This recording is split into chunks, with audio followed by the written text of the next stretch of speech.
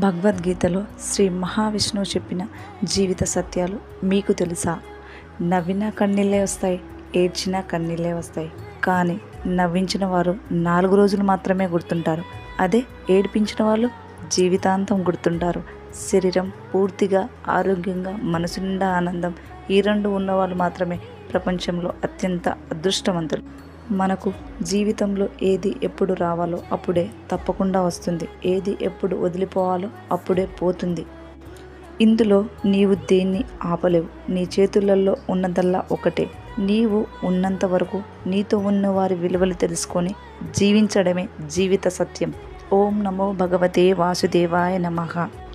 ఈ వీడియో కనుక మీకు నచ్చినట్లయితే లైక్ చేయండి, షేర్ చేయండి, సబ్స్క్రైబ్ చేయండి.